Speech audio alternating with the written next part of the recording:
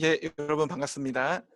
에스프레소 지금 팟캐스트 벌써 6번째 에피소드인데요.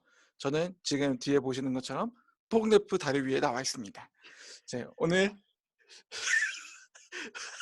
오늘 에피소드는 서양의 경제사와 그다음에 전염병의 역사에 대해서 이제 다뤄볼 건데요. 지금 오늘 두 분의 패널 나와 계십니다. 먼저 이남현 교수님 먼저 소개해 주시겠습니까? 예, 안녕하세요.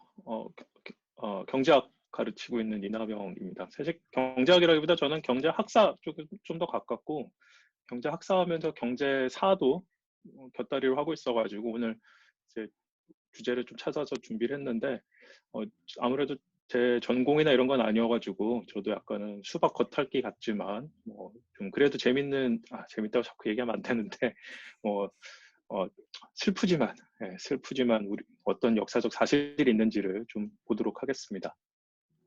예, 반갑습니다. 자, 그다음에 보건환경학과의 정영일 교수님 나와 계십니다. 소개 네, 부탁드리겠습니다. 안녕하십니까. 저희 이제 6번째 시간 반갑고요. 정영일입니다. 보건학 전공했고요. 지금 이남현 선생님 주제 준비해 오신 거를 아직 슬라이드를 한 장도 못 봤어요. 그래서 그냥 실시간으로 예, 의견, 첨언, 반박, 후벼 파기 이런 것들을 해보려고 합니다. 네. 예, 감사합니다. 저도 요즘 개인적으로 공부하고 있는 분야가 있는데 그러다 보니까 약간 알베르 까미의 그 페스트 이런 소설도 있고 그러니까 그런 데 관심을 갖다 보니까 진짜 이런 전염병의 역사나 그게 우리 인류 삶에 미치는 영향 같은 것에 대해서 확실히 조금 더 관심이 많이 생기는 것 같아요. 이걸 체험을 하다 보니까. 음, 그래서 역사적으로 또 경제사 또는 경제학사 측면에서 어떤 영향이 있었는지 조금 관심이 많이 생기는 것 같습니다. 그러면은 이남영 선생님 본격적으로 발제 부탁드리겠습니다. 제가 오늘 이제 이야기할 거는 근대 이전에 이제 서유럽의 감염병과 경제라는 이제 얘기를 했고, 이제 주로 이제 서유럽 얘기를 하겠습니다만 좀 전 세계적인 얘기에서부터 서유럽으로 왔다가 미국 얘기로도 넘어가고 좀 얘기를 좀 벙벙벙거리긴 할 것 같습니다.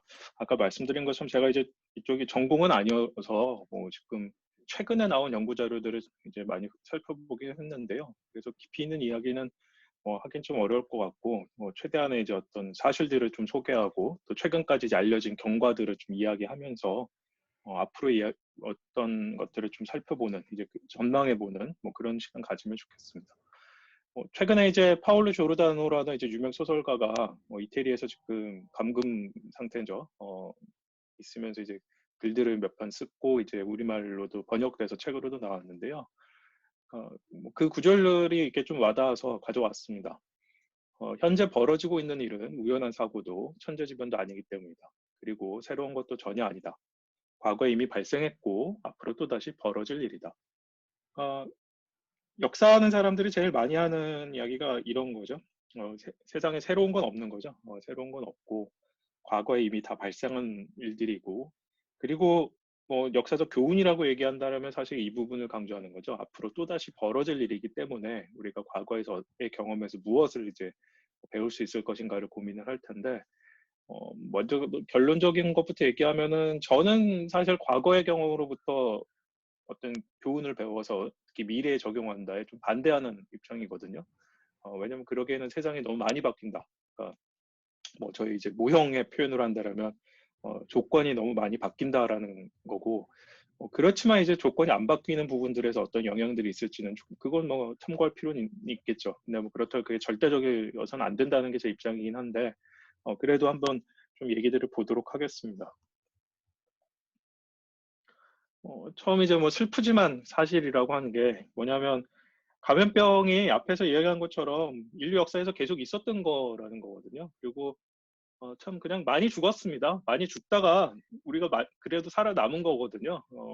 지금 70억 인구인가요? 전 세계에 70억까지 오는데 그 얘기는 중간에 죽으면서 많이 살아남았다는 얘기고 특히나 이제 감염병이라는 게 좀 독특한 특성들이 특히 역사적으로 본다라면 절멸, 그러니까 죽어서 완전히 없어진다라고 한다라면 기록을 남길 수가 없는 거죠. 그러니까 문자화된 기록을 남길 수가 없는 거죠. 그러니까 고고학적 증거만 찾을 수 있지. 이제 그런 문제들이 있고, 그러니까 사실 지금 우리가 이런 식의 기록을 갖고 있는 것들은 그래도 어느 정도 살아남은 것들이라고 이제 볼 수가 있을 거고요. 그래서 남아있는 기록들 중에서 보면은 이제 유명한 게 이 기원은 541년, 542년에 벌어진 유스타니우스 황제 때 이제 어, 역병입니다. 플레이그니까 아마도 이것도 이제 패스트로 지금 추정을 하는 건데요. 보면은 30에서 50M, 그러니까 영어로 이제 밀리언이죠. 밀리언. 그러니까 3천만 명에서 5천만 명의 사망이었고, 이 당시 이제 동로마 제국에 큰 타격을 줬다라고 이제 보통 해석들을 많이 하게 됩니다. 근데 뭐 저는 이 당시까지 기록들은 아직 보지를 못해서 좀 얘기하기 힘들 것 같고, 이제 경제사에서 많이 다루는 부분들은 이제 이쯤에 와서입니다. 얘가 흑사병이라고 많이 부르죠. 블랙데스라고 하고. 왜냐하면 그 당시에 이제 그냥 피부가 검게 돼서 죽었다. 그래서 흑사병이라고 그러고, 왜 그렇게 죽는지 몰랐거든요. 이게 밝혀진 거는 1800년대, 그러니까 500년 뒤에 와서입니다. 그래서 이제 패스트 균을 찾고 나서야 이제 이게 확인이 됐고, 숫자로 보면 대략 1347년부터 51년 사이에 한 200만 명 정도 사망한 걸로 그렇게 추정을 하고 있습니다. 아니죠. 200만이 아니라 2억 명이죠. 2억 명 정도 사망한 걸로 그렇게 추정을 하고 있습니다.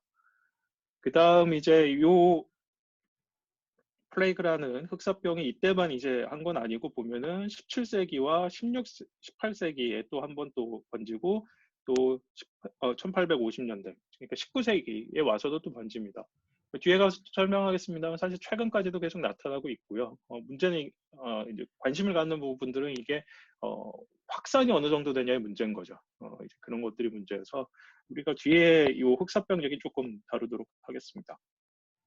그 다음에 17세기에 이제 또 한 300명 정도 사망한, 뭐, 이것도 이제 전 유럽을 휩쓸었는데, 이제 요것에 대해서는 그 상대적으로 이 1300년대에 비해서는 기록들이 이제 좀 많이 남아있는 상황이어서 그 여파들의, 그리고 그 당시에 이제 변화들을 조금 이야기하기가 좋을 것 같아서 좀 한 번 더 살펴보고자 하고요. 뭐, 방금 말씀드렸지만은 뭐 이렇게 해서 우리가 끝났냐? 끝난 게 아니죠. 끝난 게 아니고. 그래서 보면, 최근까지 이제 계속해서 문제들이 있었고, 특히 이제 요즘 이 얘기 많이 좀 들으셨을 것 같습니다. 1918년부터 19년 사이에, 그러니까 1차 대대전 기간 그쯤에 이제 스페니시 플루라고 해서 스페인 독감이라고 했던 이제 이 바이러스로 사망자 수로는 지금 아마 제일 많았다라고 이제 보통 얘기를 하게 되는 거죠. 이게 다냐? 그렇지 않죠? 우리가 최근 기억으로 본다라면 뭐 에이즈도 사실 전염병이었죠. 하지만 지금 우리가 박멸은 아닙니다만 에이즈를 가지고 살 수 있는 방법은 우리가 찾아낸 상태가 되는 거고, 그 뒤에 최근의 기억들을 더듬어 보면 이제 사스가 있었고 메르스가 있었고, 그다음에 이제 사실 우리나라에 많이 안 알려져 있습니다만 아프리카 같은 경우는 에볼라가 아주 큰 지금까지도 문제인 상태였었고요. 지금 이제 여기 코비드 19이라고 하는 우리가 이제 겪고 있는 우리 표현은 뭐죠? 코로나 바이러스 감염증 19인가요? 이제 이게 현재 진행 중인 그런 상황이라고 할 수 있을 것 같습니다. 그러니까 지금 보신 것처럼 질병의 역사하고 사실 인류 역사가 같이 간 거죠. 여기서 우리가 어떻게 이제 버티고 살아남았느냐, 뭐 그걸 어떻게 보면 이제 질병과 사람과의 게임과 같은 건데, 뭐 이걸 좀 이제 경제적 시각에서 조금 더 이제 보고자 합니다. 그랬을 때 이제 가장 많이 회자되는, 그러니까 대중적으로 많이 알려진 이야기들은 뭐냐면 어떤 역사적 경로를 바꾸는 커다란 충격에 대해서 이야기들을 좀 많이 이제 들으셨을 것 같습니다. 가장 유명한 이야기가 뭐냐면은 이제 역사학계에서는 이걸 콜럼비안 교환, 콜럼비안 익스체인지라고 하는데요. 이제 뭐냐면은 1492년에 콜럼버스가 신대륙에 건너가게 되죠. 그러니까 지금은 이제 아메리카로 가게 됩니다. 유럽에서 아메리카로 가게 되고, 그러면서 약 50에서 100년 정도의 이제 신대륙과 구대륙 간의 교환이 발생을 한다라는 거죠. 그랬을 때 여기에서 말하는 이 교환이라는 건 단지 어떤 상품, 가장 대표적인 것들이 우리 알고 있는 금, 은을 신대륙에서 가져오고, 또 이외에도 가져왔던 것들이 우리 감자, 고추, 이런 새로운 작물들 가져오는 것들 있죠. 근데 이것뿐만 아니라 이제 우리가 이제 지금 오늘 얘기할 관심을 갖는 건 바로 질병에 관한 겁니다. 질병에 관한 부분에서 정말 뭐 안타까운 스토리죠. 안타까운 스토리는 뭐냐면 9세계에서 신세계로의 질병들이 옮겨진 것들이 있다라는 겁니다. 대표적인 게 이제 홍역, 천연두, 티푸스들이 있고, 신대륙의 경우는 우리 지금처럼 어떤 우리가 뭐 인구 규모로 측정하는 그런 통계 시스템을 갖고 있는 게 아니었기 때문에 사실 콜럼버스가 이 땅에 갔을 때 인구가 몇이었는지 뭐 이런 걸 알 수가 없죠. 그래서 자료가 부족한데 뭐 가능한 것들로 우리가 추정을 해본다라면 특정 지역의 경우는 85에서 90%까지 인구가 감소한 것으로 이제 이야기를 하게 되고 가장 많이 이제 사용되는 사례 중에 하나가 카리브해 이제 타이노 인디언들 같은 경우는 이제 절멸했다라고 이야기를 하게 됩니다. 그러니까 사라진 거죠. 이 부족 자체가 사라졌던 거고 상대적으로 이제 신세계에서 구세계로 온 질병들이 그렇게 많지는 않은데 그중에 유명한 건 이제 보통 매독을 꼽게 됩니다. 근데 매독은 이게 아무래도 이제 성병이다 보니까 사실 잘 숨기죠. 숨기는 경우가 많고 지금까지도 그렇게 잘 드러나 있지 않는 경우들이 있기 때문에 뭐 정확하게 이것도 통계를 잡기는 어렵습니다만 대략 5% 정도 감염됐던 것으로 이제 추정을 하게 됩니다. 또 매독 치료제가 사실 상당히 뒤에 나오기 때문에 제가 기억이 맞다면 아마 1900년대 와서 나올 텐데 뭐 그렇기 때문에 상당히 오랫동안 신경 쓰이는 감염병이었던 것도 사실이긴 하고요. 그래서 어, 예, 저, 말씀하시죠. 여기서 저 하나만 이제 예, 예. 여쭤보고 싶은 부분이 있는데, 이거는 정영일 교수님께서 이제 말씀을 해주실 수 있을 것 같기도 하고, 제가 그냥 알고 있는 내용이 맞는지 좀 확인하고 싶어가지고, 이 홍역이라고 하는 질병이 있지 않습니까? 네. 제가 알기로 홍역에 걸리고 나면 그 전에 있었던 면역 체계가 리셋이 된다, 뭐 이런 얘기를 제가 어디서 들었거든요. 이거 혹시 이게 맞나요? 어떤 건가요? 모르겠는데요. 알겠습니다. 예, 그건 이게 저희 뭐 홍역 자체가 열이 일단은 그 고열이 3일 지속되고 그다음에 꺼져서 4일 동안은 조금 정상 생활로 하다가 고열이 다시 올라가고 그래서 아마 이제 고열로 인해서 그게 이제 그냥 치료가 되더라도 홍역을 치르고 나서도 계속 그 데미지가 남아요. 근데 이제 그게 너무나 고열이기 때문에 아마 그게 면역 체계가 바뀐다는 표현을 어떤 식으로 어떤 의미로 쓰셨는지 모르겠는데 아마도 다양한 그런 신체적인 변화들이 동반되기 때문에 인 것 같고요. 그냥 여기서 예, 말씀 주셨던 내용은 제가 자세히는 모르겠습니다. 네. 그리고 매독 치료제는 이것도 아픈 역사가 있어요. 나중에 언제 다룰 수 있을지 모르겠는데 매독 치료제가 연구되기에 비교적 최근이에요. 네, 치료제가 나온 건 비교적 최근인데 그 매독 치료제를 개발했었던 그 순간에 임상시험을 흑인 대상으로 미국에서 몰래 하고 있었죠. 그래서 그게 이제 나중에 윤리적으로 문제가 됐었고 매독 치료제가 실제로 나왔는데도 불구하고 매독 치료제를 투여 안 하고 끝까지 그 연구를 밀어붙여가지고 윤리적으로 굉장히 문제가 되는 사건도 있었어요. 그거는 뭐 역사적으로도 그 사건 이후로 그 우리가 요즘 얘기하는 연구윤리, 그다음에 이제 그런 연구가 인간의 어떤 존엄을 해치지 않는 선에서 해야 된다라는 합의가 이루어진 아주 이벤트적인 사건이라서 그건 나중에 기회 되면 또 말씀드릴 수 있을 것 같습니다. 네, 알겠습니다. 예, 저는 방금 정영일 선생님 말씀하신 그런 이야기들 나중에 한번 모아서 하면 좋을 네. 것 같아요. 우리가 계속 약간 놓치고 있는 측면들이 지금 이야기하셨던 그런 주제처럼 뭐라고 그래야 되죠? 이런 방역 과정에서 생기는 이제 백신 개발에서 생기는 윤리적 문제나 아니면 네.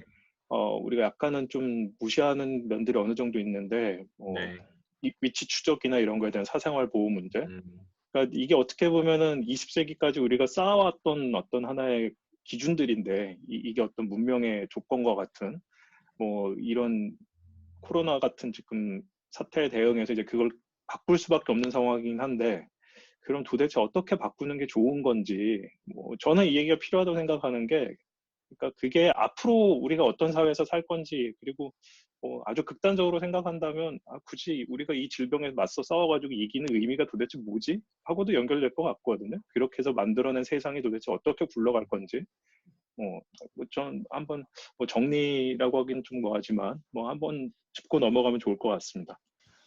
지금 보고 계신 거는 이제 1532년부터 1608년 그러니까 아까 시기보다는 조금 뒤죠. 그러니까 어느 정도 이제 데이터를 우리가 만들 수 있었던 시점이라고 생각하면 좋을 것 같고, 이제 멕시코 중부 지역에서 이제 인구들입니다. 그래서 고원 지역, 뭐 해안 지역, 뭐 전체 토탈 인구들을 이제 추정을 해보는 건데, 보통 관심사는 이 부분이죠.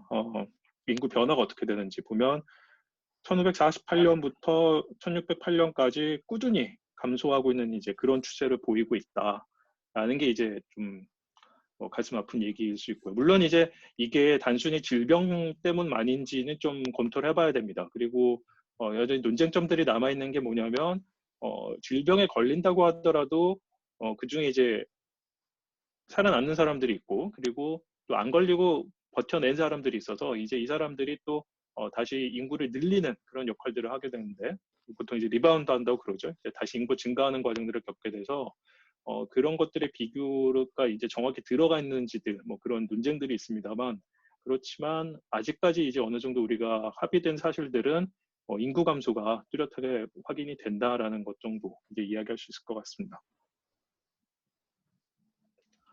그래서 이 남아메리카에서 인구 변화를 가지고 제가 앞에서 이제 역사적인 어떤 큰 사건이라고 얘기했던 것 중에 하나가 아마 이 사람 책 많이들 이제 교양서로 손꼽을 것 같습니다. 제러드 다이아몬드 이제 총균세란 책 있죠. 이제 거기서 중요하게 내세우는 태제 중에 하나고 최근에 나온 이제 아세모글루 로빈슨의 웰스 오브 네이션즈 국가의 부라는 이제 책 이것도 둘 다 이제 번역되어 있습니다.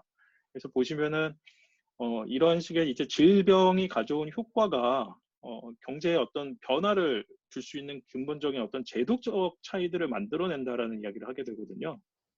그래서 보면 방금 이야기했던 이제 남아메리카 같은 경우는 이제 원주민이 사실상 사라지는 상태가 되니까 백인의 지배가 강고해진다는 거죠. 백인이 지배자로 이제 보통 이제 우리 쓰는 표현을 외삽된다라는 표현을 많이 쓸 텐데, 그러니까 바로 그냥 백인들이 들어가 버리는 거죠. 이 사람들이 아무런 문제 없이 왜냐하면 원주민과의 갈등 자체를 없애버린 거죠. 인구수가 줄어버렸으니까. 그래서 백인이 그냥 그대로 들어가 버리고, 그럼 일할 사람들은 어떻게 할 거냐? 이제 수입하는 거죠. 흑인 노예들을 수입을 하고, 그다음에 살아남은 뭐 소수의 원주민들을 이제 이용하게 되는 그런 체제가 돼서, 그러니까 백인의 지배가 아주 강압적일 수밖에 없다라는 겁니다. 그래서 이제 독재에 가까운 이제 그런 체제들이 만들어지고 장기적으로는 이게 경제 성장에 불리한 이제 그런 시스템을 만들어낸다라고 이제 이야기를 하게 되는 거고요. 이와 반면에 이제 북아메리카와 같은 경우는 뭐 우리가 알고 있는 것처럼 이제 미국의 원주민들이 있지만 이 원주민들이 결국 뭐 이민자들과의 싸움에서 전쟁에서 지긴 합니다만 그 갈등이 여전히 남아있는 상태다라는 거고, 그리고 이민자들이 원주민과의 전쟁에서 이기긴 하지만 여전히 또 식민 모국과의 갈등도 남아있다라는 거죠. 그래서 갈등을 계속 유지할 수밖에 없는 그런 조건을 갖고 있는 상태였고, 그러다 보니까 갈등을 해결하는 게 이제 중요한 요소가 됐고, 그 해결 방식이 앞에서의 남아메리카 경우처럼 외부에서 들어간 백인들이 모든 걸 다 결정해버리는, 그리고 이 사람들이 이제 식민지에서 바로 온 사람들이, 북아메리카의 경우는 이제 이민자 원주민, 이민자 식민 모국의 갈등이 유지되는 거고, 이 갈등 해결을 이제 어떻게 하느냐, 포용적인 방식으로 해결을 한다라고 이제 보통 이야기를 이 둘의 경우 주장을 하게 됩니다. 그러니까 우리가 알고 있는 의회 체제들, 뭐 그다음 이것과 연관된 이제 민주주의 체제들을 만들어내서, 그러니까 어떤 억압기구가 있고 보통 국가라고 말을 하는 모든 걸 결정하는 게 아니라 민주주의 시스템 안에서 결정되게끔 하는 쪽으로 바뀐다라는 거죠. 예. 네. 아, 예, 예, 정선생 말씀하시죠. 네. 그러니까 여기서 되게 아까 해주셨던 부분 중에 인상 깊었던 게 이제 남미와 북미 이렇게 있고, 남미는 강압적인 지배 체제, 북미는 포용적이고 이제 어떻게 보면 의회를 구성했다라는 거는 합의를 이루겠다는 거잖아요. 이러한 그 지배 체제를 한 상태에서 남아메리카를 지금 살펴보자면은 뭐 아르헨티나, 뭐 브라질이나 이런 국가들 보더라도 지금 굉장히 경제적으로 약간 취약하다라는 얘기들을 많이 하지 않습니까? 그러니까 그런 얘기들을 들어보면은 과연 우리가 생각하는 정치 안정? 뭐 이런 게 과연 경제 성장에 얼마나 도움이 되는 것인가에 대해서 좀 고민을 많이 해보게 되는 것 같아요. 오히려 지금 말씀하시는 걸로는 이 북미의 합의에 의한 방식이 포텐셜로는 더 클 수도 있다라는 의미로 저는 약간 이해가 되는데 그게 맞는 건지도 조금 궁금하고요. 그 아세모골 로빈슨의 국가의 불안 책이 좀 재밌는 주장을 편 게 뭐였냐면 이제 한국을 가장 대표적인 사례로 꼽습니다. 이 책에서. 그러니까 어떤 이야기를 하게 되냐라면 그러니까 경제 성장을 하는 단계에서 독재와 민주주의 우리 그냥 아주 극단적으로 딱 두 개를 놔둬놓고 생각할 때 독재가 나쁘진 않다고 말을 해요. 왜냐하면 독재의 가장 큰 장점은 그 단기적으로 봤을 때는 자원 할당을 효율적이라고 생각하는 데다 투입을 하면 되는 거죠. 그래서 성장을 이끌어내면 되는 거고, 그러니까 우리가 겪었던 사실 70년대, 80년대 성장이 그런 거였다라고 이제 설명을 하는 거고, 한국의 경우. 근데 이게 장기적으로는 지속이 어렵다고 얘기를 해요. 왜 그러냐면, 그 정치적으로 볼 때 이 사람들이 그런 자원 할당을 하는 권한을 갖고 있는 이 권력을 가진 사람들이 결국은 자기를 위해서 쓸 수밖에 없다라는 거예요. 체제도 그렇게 갈 수밖에 없고. 근데 이게 항상 경제적으로 효율적인 할당이 될 거냐는 그건 의문스럽다는 거죠. 그거를 보장할 방법은 어디에도 없고 경제학자들이기 때문에 이제 그런 걸 가능하게 하는 건 시장이라고 얘기를 하는 거죠. 그래서 포용적인 체제라는 건 사실 두 가지 의미가 있는데 정치적으로는 민주주의 의회이고 다음 경제적으로는 시장이거든요. 그래서 시장에 의해서 자원 할당을 맡기는 쪽으로 옮겨간다라고 이제 옮겨가는 체제가 그게 장기적 경제 성장을 가능하게 한다라고 이제 얘기를 하게 되는 거죠. 근데 말씀하신 것과 유사한 생각인지 모르겠지만 이 사람들이 갖고 있는 제가 최근에 나온 책은 아직 못 봤습니다만 그렇게 어떤 지배적인 강압적인 어서러티한 체제에서 민주적 체제로 넘어가는 그 과정에 대한 설명이 잘 없어요. 그리고 그게 그렇게 순탄하지만은 않거든요. 특히 남미가 가장 뭐 대표적인 사례겠죠. 그렇게 아주 부드럽게 넘어가지 못하는데 그래서 최근에 나온 2018년인가 2019년에 나온 이 사람들 책에서는 주장이 그 아주 좁은 통로를 지난다고 표현을 하거든요. 네로 코리도어를 지난다고 아마 그 이야기가 아닐까 싶어요. 그러니까 자원 할당을 효율적으로 하는 독재에서 민주주의로 넘어가는 경로가 그렇게 만만치만은 않다. 그런 얘기를 했을 것 같고, 뭐 그런 이야기지 않을까 좀 추측을 하고 있고 아직 보진 않았는데, 꽤 많이 연구해볼 고려 사항이긴 하죠. 재미는 있는 부분이라고 생각을 하고 있어요. 근데 요 다이아몬드나 아세모겐 로빈슨이 이제 갖고 있는 사실은 근본적인 출발점은 둘 다 비슷한데 뭐냐면 왜 유럽 그리고 그 반개에 있는 그러니까 이제 웨스턴 어프슈트라고 그러는데 식민지 중에서도 유럽계 백인들이 지배하는 식민지들 그러니까 주로 뉴질랜드, 호주, 캐나다 그리고 서유럽 국가 그리고 이제 아마 저기가 들어가죠 미국 이런 데가 성장했다는 거예요. 왜 얘네들이 성장을 하고 중국하고 다른 식민지 국가는 상대적으로 성장이 안 됐냐는 거죠.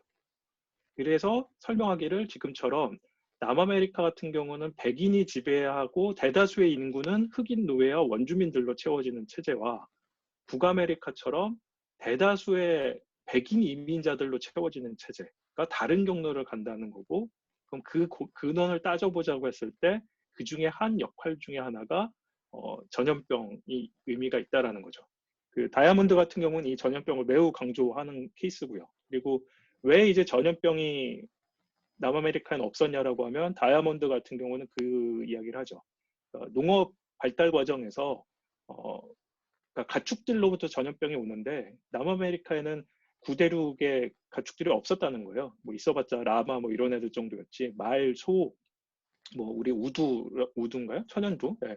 뭐 그런 얘기 하잖아요. 그런 것처럼 구대륙은 계속해서 가축이랑 부대껴 살면서 전염병에 대한 위협에 노출되어 있고 당연히 이제 그러면서 살아남은 애들이 이제 인구 구성에 들어간 건데 남미는 그 경험이 없었다는 거죠. 그래서 전염병에 매우 취약할 수밖에 없었다.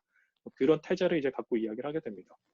근데 되게 이런 류의 주장들이 아주 명쾌하고 아주 투명하기 때문에 사람들을 잘 매혹시켜요. 재밌긴 하거든요. 저도 좋아하는데 근데 이제 역사학자들 하는 표현으로 친다면 사실 세부적으로 들어가면 좀 따질 게 많거든요. 네, 세부적으로 들어가면 좀 따져볼 게 많고 이제 그런 좀 고민들은 있습니다. 이제 넘어갈까요? 뭐, 예, 충분히 아주 좋은 답이 되었습니다.